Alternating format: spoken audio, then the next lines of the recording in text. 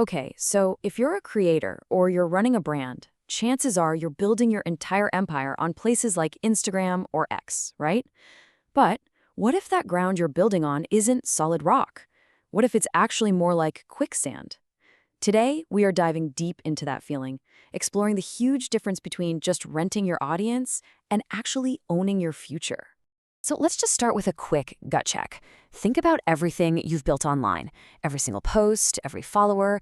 Is that a fortress that you truly own? Or are you basically just decorating a rented room that the landlord could, take back whenever they feel like it? Just let that sink in for a second. And this leads us to this really powerful and honestly kind of unsettling term, the digital sharecropper.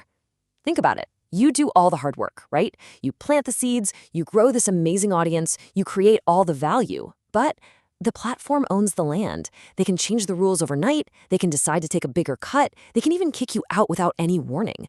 You're building up their asset, not yours. All right, so let's get a little more specific. What does it really mean to be building on rented land? We're going to break down the surprisingly high price that we all pay for using these supposedly free platforms. This table here, this really lays out the classic devil's bargain we've all made. I mean, take a look. Meta. It gives you this incredible, massive audience, but they've choked organic reach so much that you basically have to pay to talk to the followers you already earned. Then there's X. It gives you this direct line to the global conversation, which is amazing. But your entire brand's reputation could get wiped out by one little algorithm change or a whim from the top. And LinkedIn, well, it's the king of B2B, no doubt. But wow, is it expensive and creatively pretty rigid. See the pattern here? The access always comes with a price. Either your money, your control, or your freedom. And this quote just hits the nail on the head. It really gets to the core of the risk. It doesn't matter which platform you choose, the fundamental problem is the same. The platform's number one interest is its own profit, not yours.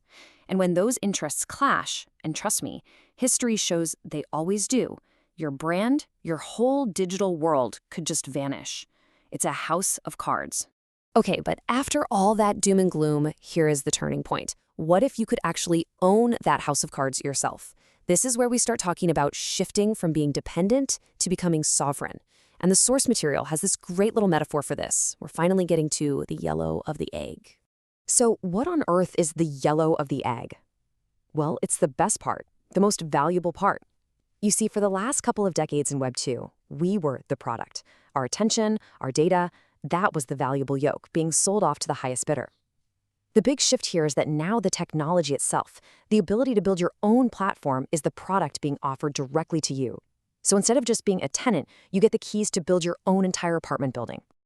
And this massive shift is powered by something the source calls Web 4. Now, I know you've probably heard about Web 3, all about decentralization and blockchains. Well, think of Web 4 as the next really practical step. It takes all those awesome ideas about ownership and actually makes them user-friendly, letting anyone become the operator of their own digital world, not just a user in someone else's.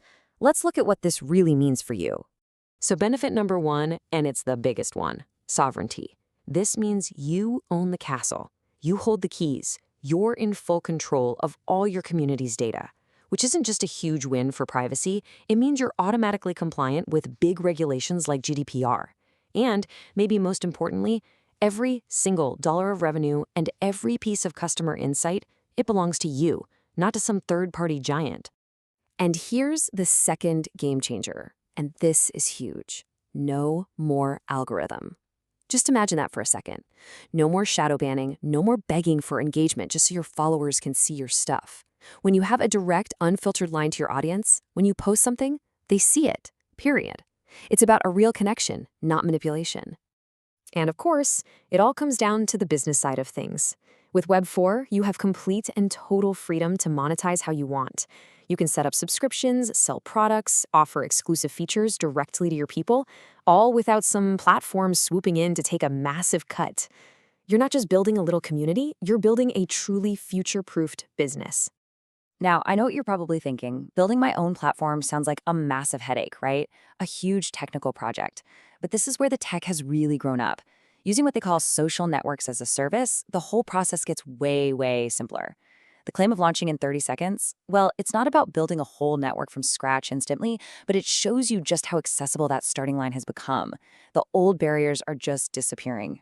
And the foundation for all of this is trust. And that trust is built on privacy. You see, in the old centralized model, one company holds all the keys, all the data. In this new decentralized model, your users have way more control over their own little piece of the network. And that's not just a techie detail. It builds a foundation of trust with your community that is just impossible when their data is the product being sold. So what's the verdict in all of this? Well, it really boils down to a pretty simple but really powerful choice.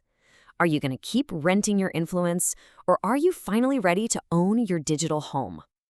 This slide just lays out the two paths so clearly. On the left, you're basically a cog in this complex, unpredictable machine that you actually have to pay to be a part of. But on the right, you're the owner of your own home, building real, direct relationships on a solid foundation. It's the difference between instability and security, between being a user and being an owner. You know, I think this quote from the source material just says it all perfectly. The strategy here isn't to just delete your Instagram tomorrow. Not at all. Use those mainstream platforms for what they're good at, finding an audience. But when it's time to build a real community, a sustainable business, you bring them home to a place that you own. And this isn't some science fiction idea for the 2030s. The source specifically points to 2025 as the year this whole shift becomes absolutely critical. Why? Well, because the tools are finally ready and the risks of staying on that rented land are growing like crazy with every single algorithm change and policy update. The urgency is real, and believe me, the time to start planning is right now.